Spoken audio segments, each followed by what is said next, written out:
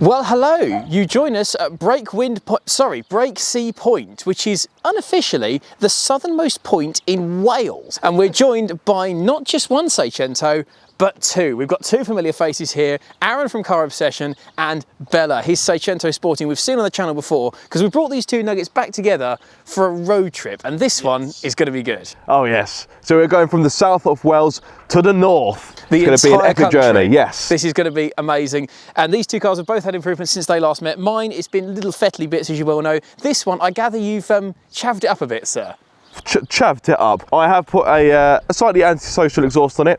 I've dropped it. Different wheels, different tyres. Either way, they've both been modified. They're both looking and sounding better than they ever have. A beautiful country, slightly changeable weather. Some of the B-roll you've just seen means the weather isn't brilliant from day to day, and now it's glorious sunshine. So let's get on the road. Let's have a great time. Let's have a good one, as I always say. Let's get going. Let's do this. Yep.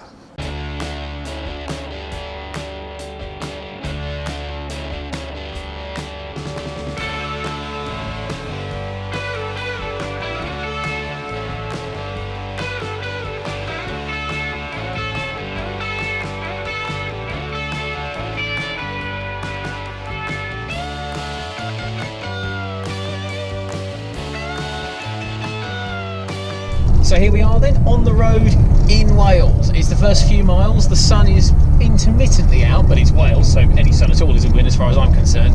And already, this is amazing. The two Seicentos back together, making mad noises, being hooned around legally, is just brilliant, and I love it. We are driving quite slowly because we're stuck behind some sort of Welsh farm truck at the moment. And the roads are not bad. We've seen the occasional ice view, but I think the further we push north, the closer we get to the Brecon Beacons, which was the first I saw of Wales on a Classics World shoot and fell in love with the place, the prettier it's going to get. So, cute little montage before things get pretty. Boyo. Is that Welsh? We'll go with it.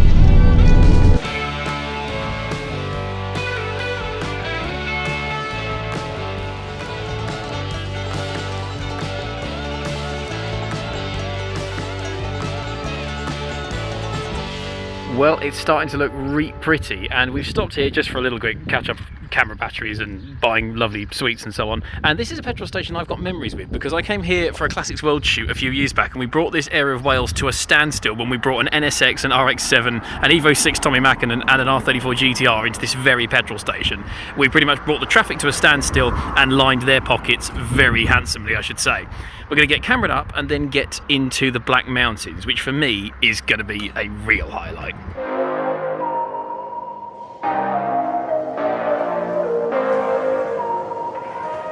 We've made it up to the Brecon Beacons, and ladies and gentlemen, this is the Black Mountain Road, which is about the only place I've ever seen in mainland Britain that comes close to the Isle of Man for gorgeousness. Just have a look at this. Absolutely incredible. They very rarely have sunshine up here. It's not a sunny blue sky area, but if anything, that gives it more of that Lord of the Rings mean and moody vibe with the big black clouds overhead and so on. And actually, it's not cold up here either. We're here in Seicentos, and even when we're stuck behind some bikes, just the views alone are bloody epic. There is a blanket 40-mile-an-hour average speed camera. There's a sheep. You can experience one of the best views in all of Wales, and just look at it, people. It's gorgeous. And in typical Welsh fashion, it's now starting to rain. I do believe, sir, if you look straight ahead, I can justifiably say, we're in the valley. Oh, we're in the valley. That wasn't that bad. Had a Welsh accent on there. That's alright. I didn't know Welsh people came from India.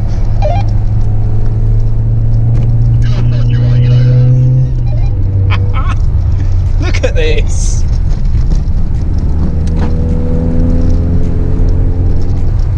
Mountains, look at that valley in the distance. Oh. I mean, first having a photo taken next to a minute whilst it's breaking down. Look at this. Just bloody hell. This is it. We're not hooning it along here. We're still only doing 40, which is the speed limit. But, you know, oh, you can have a little play with it. Just be very careful not to go off the road here because falling long enough that you can ring the insurance company before you hit the bottom. Wow. Little cars, big view.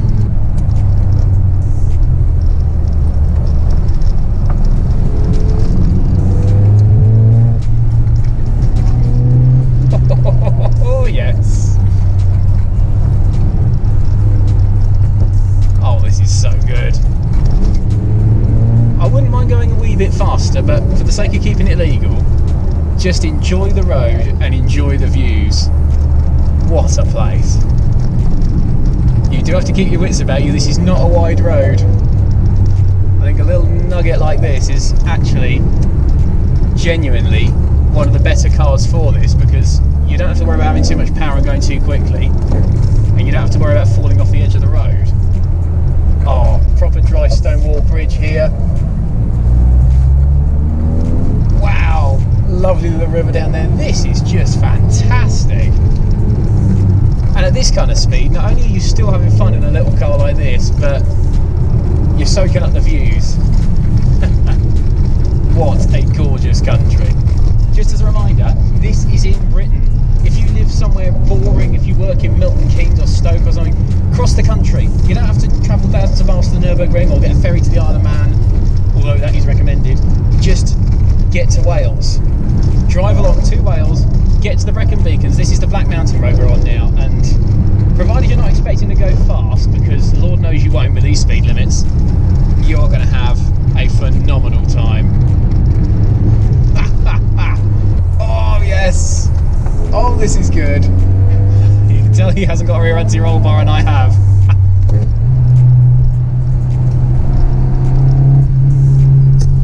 Wow. This is absolutely fantastic. It's getting a bit hot, hard and dangerous in here. I won't lie, it's a bit muggy and humid, and because I've got a bona fide race car, this hasn't got air conditioning, so I think we'll kill that camera, wind the window down and get some fresh air in, but just enjoy the views, people. Ha ha!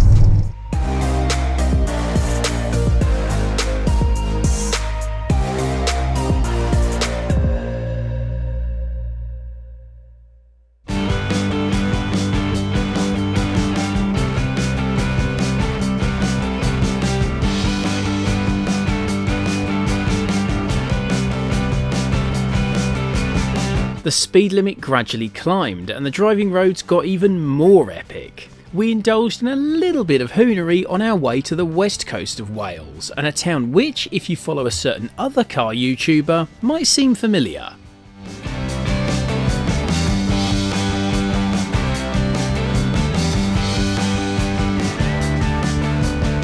Join us in one of the most westerly points of Wales. It's extremely windy, so you probably can't hear anything. This is Aberystwyth. You may know this as the hometown of Ian of Hubnut fame. We haven't arranged to meet him here, so if you do see a 2CV, that's entirely coincidental. But it's very pretty, it's very sunny, and we are very hungry. So it's time for lunch, which is whatever they have. I don't really know if there is traditional lunch, but we're going to find it. Turns out authentically Welsh lunch is paninis. Chicken, cheese and bacon, and then chicken and pesto and deliciousness, and sausage and bacon and ice cream. Panini? Italian Welsh, I love it. The camera isn't edible, by the way.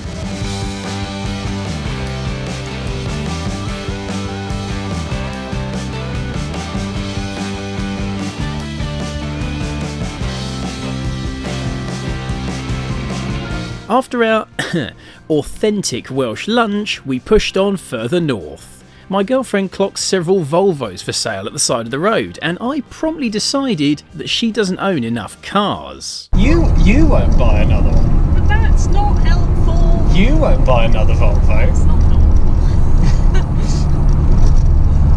You won't buy a 240.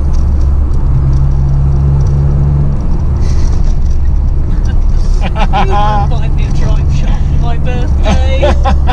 No, I won't. You won't buy me a drive shaft for my birthday. No, I won't, because I know how much your drive shafts cost. For the next 10 birthdays. No, stop. For the next 10? You won't buy me one drive shaft and then buy me another drive I'm shaft. certainly not buying you 2 drive shafts. Oh, go on, because I don't know which one's the one. Right, well, like I said, you do a burnout, and whichever one blows out first is the weak No, one. because then I need new tyres after that. No, you won't do a burnout. I won't do a burnout, thank you. I definitely, you won't understand my car for me for cake. will actually. Yes, I will. We've had this. Sold. Hold out your hand. So stay tuned for that video at some point.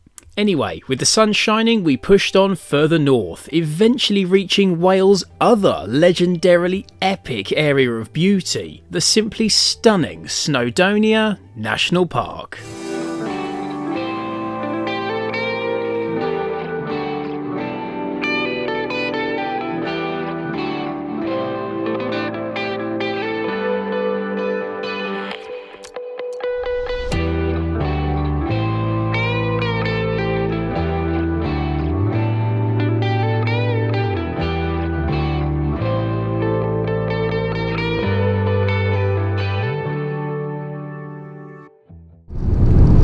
We're getting towards the end of our trip. We are just over an hour to go until we've reached the northernmost point of Wales, and we've pretty much done this entire gorgeous country in these two brilliant little cars. And I thought I'd take a minute to explain why we actually did this, because these cars are perfectly capable of trips into town, they can do motorways. Actually, I think that's probably why we did it, to prove that you can have so much fun in such an epic and actually quite sizable country like Wales in tiny little city cars like these that are at their happiest going to the shops. The reality is they're just as fun and they're just as enjoyable, and they're absolutely still usable 20, 25 years on in the case of Aaron's car, zipping around these little country lanes and having a hoot of a time. We've done nearly 300 odd miles today, and the cars have not skipped a beat, touch wood. They've used hardly any fuel. They've fitted down all these tiny little skinny country lanes. We've flung them around, we've been for some hoons, had a great time. And that is what fun old nuggets are all about. Bang for buck, happiness and smiles. These little cars are where they're at their best. And Aaron is fully converted on his car, he loves it. And this one, well, you're preaching to the converted with this Seicento fan. What a car, and what a country.